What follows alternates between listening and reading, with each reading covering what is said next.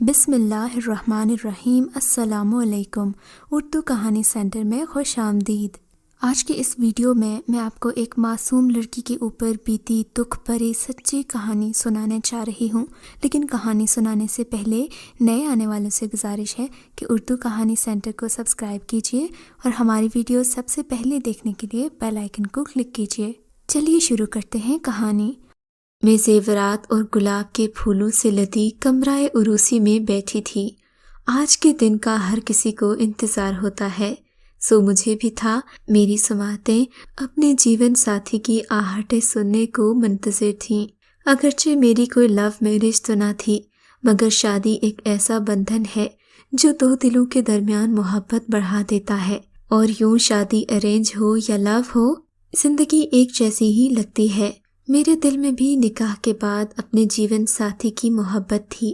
مجھے انتظار کرتے تھوڑی دیر نہ گزری تھی کہ مجھے بھاری قدموں کی آواز سنائی تھی۔ قدموں کی آواز دور سے آتی آتی قریب ہو گئی۔ نہ ہی دروازہ بند کیا گیا، نہ ہی کوئی تکلف کیا گیا۔ کھلے دروازے کے ساتھ وہ قدم چلتے ہوئے میرے پاس آ کر رک گئے۔ میں تو شرم و حیا سے سمٹی جا رہی تھی کہ ایک کڑک سی آواز میری سماعتوں سے ٹکرائی۔ تمہیں کیا لگتا ہے مہارانی، تم بہت خوبصورت ہو؟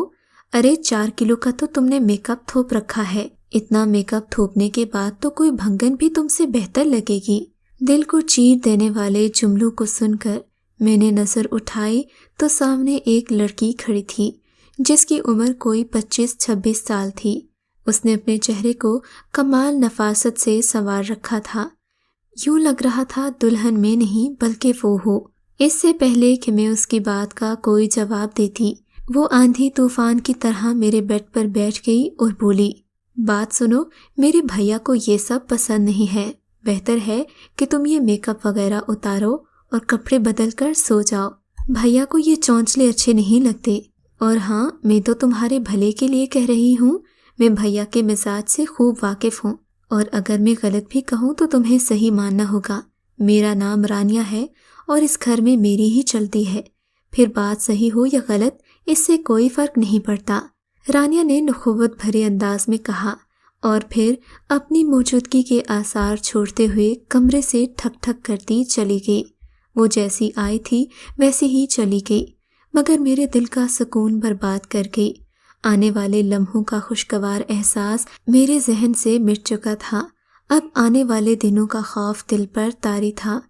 میں نے اس کی بات ماننے میں عافیت جانی اور اٹھ کر اپنا میک اپ اتارا۔ تھوڑی ہی دیر کے بعد میں ایک عام لڑکی کے حلیے میں آ چکی تھی۔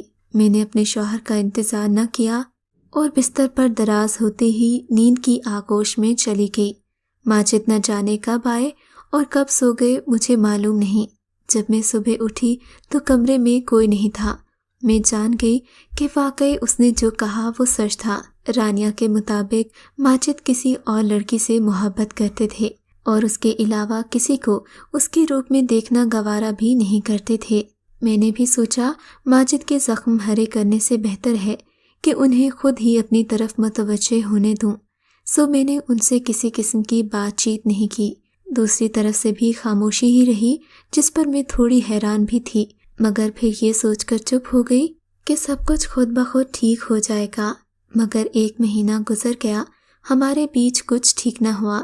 البتہ اس دوران مجھے اندازہ ہو چکا تھا کہ رانیہ کی اس گھر میں کیا حیثیت ہے۔ ماجد کی باقی بہنوں کے مقابلے میں رانیہ کو گھر میں فوقیت دی جاتی تھی۔ میری ساس انتہائی رحم دل اور خدا خوف عورت تھیں۔ وہ چھوٹی چھوٹی بات پر رو پڑتی تھی، مگر جتنی میری ساس نرم دل تھی اتنی ہی میری نند نے میرا جینا حرام کر رکھا تھا۔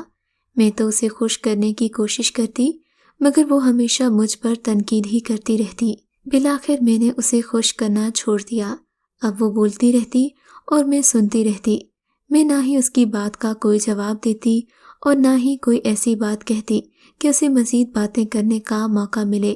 اب میں اپنے شوہر کا خیال رکھنے لگی تھی۔ ان کی جو بات بھی ہوتی وہ میں پوری کرنے کی کوشش کرتی۔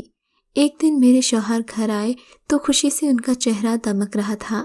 میرے پوچھنے پر بتایا کہ ان کے آفس والوں نے ان کی شاندار پرفارمنس پر انہیں پروموٹ کر دیا ہے۔ اور اسی پروموشن کی خوشی میں ان کے باس کی مختصر سی فیملی کے ساتھ آج ان کا ڈنر ہے، لہٰذا انہوں نے مجھے تیار ہونے کا کہا۔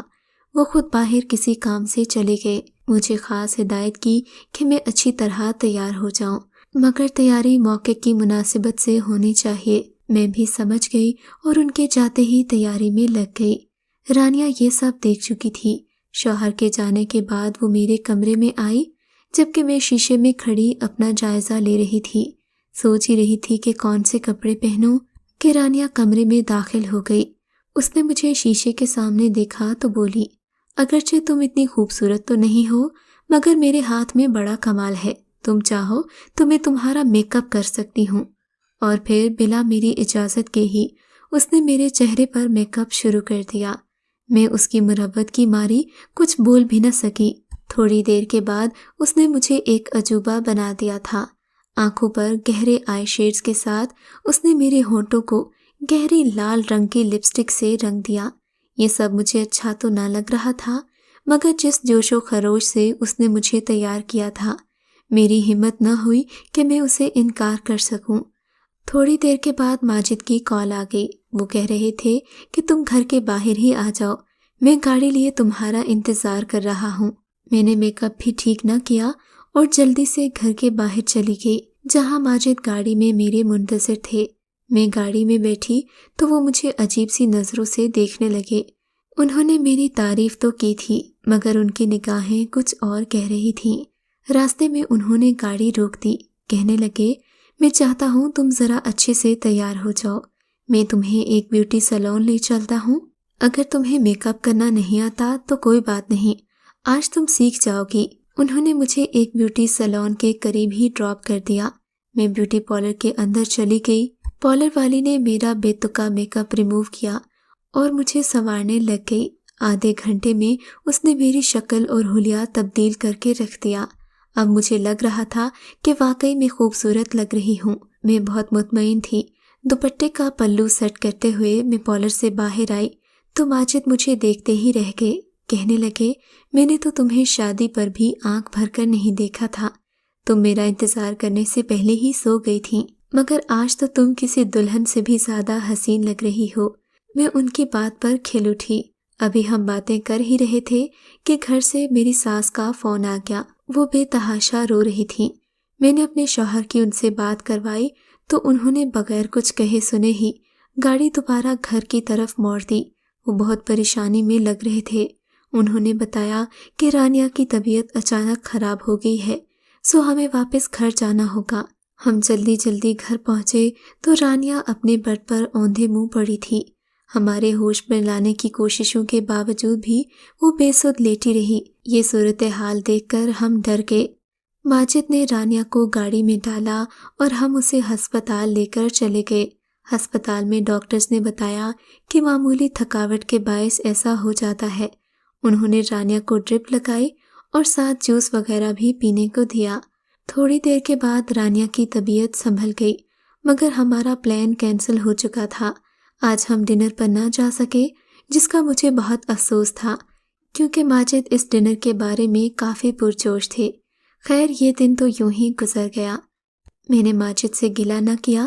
وہ خود ہی کہنے لگے، میں اس بات کا ازالہ ضرور کروں گا اور تمہیں ہنی مون پر لے کر جاؤں گا تاکہ تمہیں مجھ سے کوئی شکوہ نہ رہے۔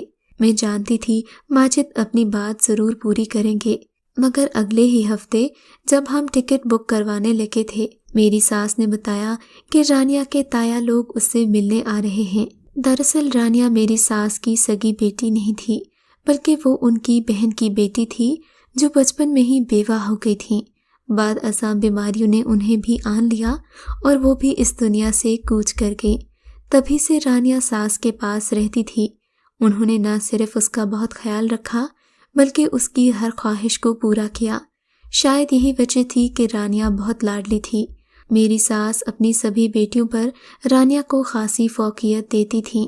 خیر، اسد انکل اپنے خاندان کے ساتھ امریکہ سے آئے تو میں نے ان کی خوب آؤ بھگت کی۔ میں نے ان کے لیے طرح طرح کے کھانے بنائے اور ان کی خدمت میں کوئی کسر نہ اٹھا رکھی۔ اسد انکل کا بیٹا خلیل خاصا ہنس مکھ اور باتونی تھا۔ اس نے آتے ہی گھر میں رونق لگا دی تھی۔ وہ سبھی سے ہنسی مذاق کرتا تو ماحول ہلکا پھلکا ہو جاتا۔ میں نے بار بار نوٹ کیا تھا کہ خلیل گہری نظروں سے رانیہ کو دیکھ رہا تھا۔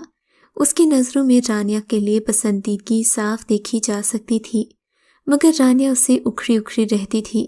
رانیہ نے خلیل کو کوئی توجہ نہ دی، جبکہ میں خلیل سے ہنس کر بات کر لیا کرتی تھی، کیونکہ وہ ہمارے ہی خاندان کا فرد تھا۔ ویسے بھی وہ مجھے آپی کہہ کر پکارتا تھا۔ مجھے اس کی یہ بات بڑی اچھی لگتی تھی، اسی لیے اس سے کھل کر بات کر لیا کرتی۔ اسد انکل اپنی فیملی کے ساتھ 2-3 دن رہ کر یہاں سے چلے گئے، مگر اس کے بعد خلیل اکثر ہمارے گھر آتا جاتا رہتا تھا۔ میں خوب جانتی تھی کہ خلیل ہمارے گھر کے چکر کیوں لگاتا ہے۔ اس کی وجہ لازماً رانیہ تھی کہ وہ رانیہ کو پسند کرنے لگا تھا۔ میری ساس کو بھی اس بات کا اندازہ ہو گیا تھا۔ ان کی باتوں سے لگتا تھا کہ وہ رانیہ کی شادی خلیل سے کرنا چاہتی ہیں۔ خلیل انہیں بیٹوں کی طرح لگتا تھا۔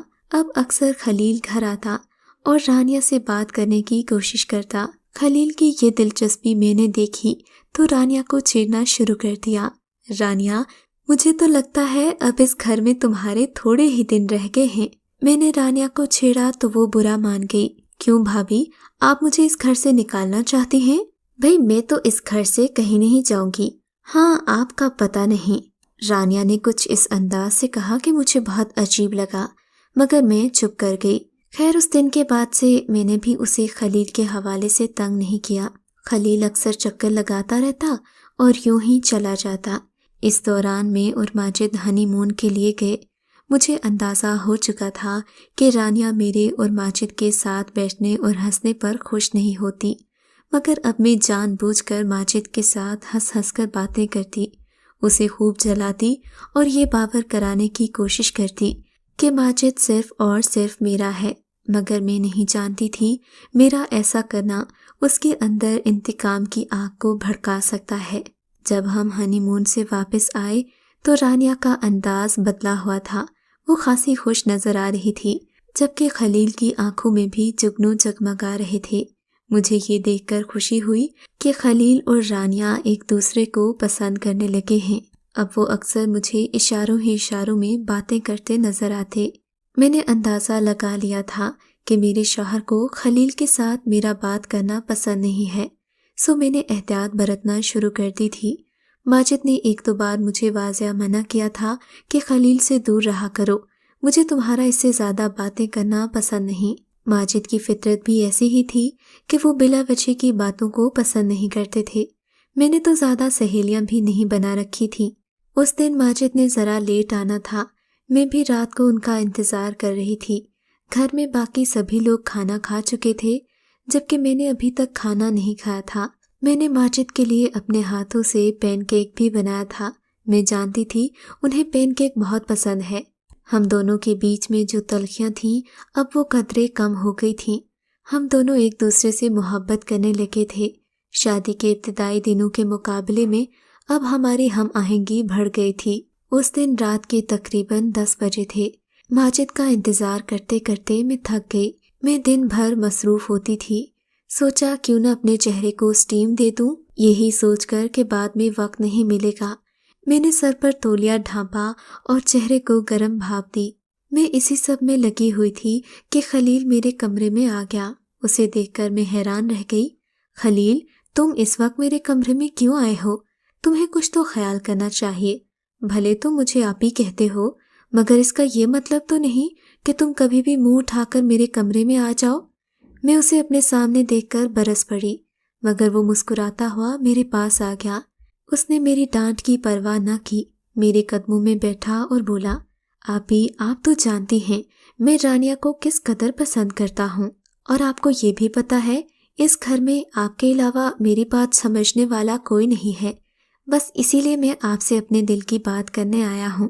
خلیل ذرا ہچکچایا اور پھر بولا، آپی، آپ تو جانتی ہیں آپ گھر کی بڑی بہو ہیں، اور رانیہ بھی آپ کی اتنی عزت کرتی ہے، ہر وقت آپ کی تعریفیں کرتی رہتی ہے۔ اس نے مجھ سے کہا ہے جب تک میں آپ کو نہ منا لوں وہ مجھ سے بات نہیں کرے گی، اور نہ ہی میری محبت کا جواب محبت سے دے گی۔ مجھے خلیل کا اس وقت یہ بات کرنا بھی اچھا نہیں لگا۔ میں نے خلیل کو وہاں سے جانے کا کہا اور خود بھی اٹھ کھڑی ہوئی۔ خلیل نے میرا ہاتھ تھاما اور بولا، نہیں آپی، آپ وعدہ کریں آپ رانیہ کو منوائیں گی اور اسے مجھ سے شادی کرنے پر آمادہ کریں گی۔ خلیل پر تو ضد سوار تھی، وہ کسی طور پر مان کے نہیں دے رہا تھا۔ اس سے پہلے کہ میں کچھ کہتی، میری نظر اپنے کمرے کے دروازے میں کھڑے ماجد پر پڑی، جنہوں نے سنا تو کچھ نہیں تھا مگر وہ سب دیکھ چکے تھے۔ ان کے دیکھنے کا انداز ایسا تھا کہ خلیل بھی چونک کر ایک طرف ہو گیا۔ وہ بھائی، دراصل میں بھابھی سے بات کرنے آیا تھا۔ وہ اٹک اٹک کر بولا جیسے اپنے پکڑے جانے پر شرمندہ ہو۔ ظاہر ہے ماجد سے وہ یہ بھی نہیں کہہ سکتا تھا کہ وہ رانیہ کو منانے کی بات مجھ سے کرنے آیا تھا۔ ماجد نے آگے بڑھ کر اسے گریبان سے پکڑ لیا اور زور کا تھپڑ اس کے چہرے پر رسید کر دیا۔ ساتھ ہی انہوں نے کھڑے کھڑے مجھے بے نقط سنا دی۔ اس سے پہلے کہ معاملہ ٹھنڈا پڑتا، رانیہ بھی میدان میں کود آئی۔ اس نے آتے ہی رونا دھونا شروع کر دیا۔ ارے بھائی، آپ نے یہ سب آج دیکھا ہے؟ یہ کھیل تو ہمارے گھر میں کتنے دنوں سے جاری ہے۔ میں آپ کو بتانا چاہتی تھی مگر میں نہیں چاہتی تھی کہ آپ کو دکھ پہنچے۔ بھائی، بھابھی نے تو بے شرمی کی حد کر دی۔ میں نے انہیں اتنی بار سمجھایا کہ اب آپ کی شادی ہو چکی ہے مگر بھابھی کے تو کان پر جوں نہیں رینگتی۔ رانیہ نے اس قدر روانی سے کہا کہ میں اور خلیل اسے دیکھتے ہی رہ گئے۔ میں سوچ بھی نہ سکتی تھی مجھ سے اتنا گھنونا انتقام لے گی۔ بس یہ سننا تھا کہ ماجد کے غصے کو ہوا لگ گئی۔ انہوں نے آؤ دیکھا نہ تاؤ 3 لفظ کہہ کر مجھے فارغ کر دیا۔ میں تو ان کا چہرہ دیکھتی رہ گئی۔ 15 دن پہلے میری محبت کا دم بھرنے والا شوہر مجھے اپنی زندگی سے ہمیشہ کے لیے خیرآباد کہہ چکا تھا۔ ان کے طلاق کے الفاظ کے بعد کمرے میں ایک سناٹا چھا گیا۔ اس سناٹے میں نے ان کے چہرے پر افسردگی اور پچھتاوے کا رنگ دیکھا۔ مگر اب کیا ہو سکتا تھا؟ جو ہونا تھا وہ ہو چکا تھا۔ میں نے اپنا سامان پیک کیا اور روتی دھوتی اپنے والدین کے گھر آ گئی۔ گھر آ کر میں نے انہیں ساری بات سے آگاہ کیا تو وہ بھی سر پکڑ کر بیٹھ گئے۔ ماں باپ کے گھر میں آئے ہوئے مجھے چند دن ہی ہوئے تھے کہ طلاق کے باقاعدہ پیپرز بھی آ گئے۔ میں روتی پیٹتی رہ گئی۔ جانتی تھی کہ ماجد کو بھی اپنے اس اقدام پر احساس تو ہے مگر اب کچھ نہیں ہو سکتا تھا۔ مجھے کچھ عرصے بعد خبر ملی کہ ماجد نے اپنی چچا زاد رانیہ سے ہی شادی کر لی، کیونکہ اس واقعے کے بعد خلیل اس سے بے حد ناراض ہوا تھا۔ وہ خلیل کو پسند تو کرتی تھی مگر اس نے یہ گھٹیا حرکت کر کے خود کو خلیل سے ہمیشہ کے لیے دور کر دیا تھا۔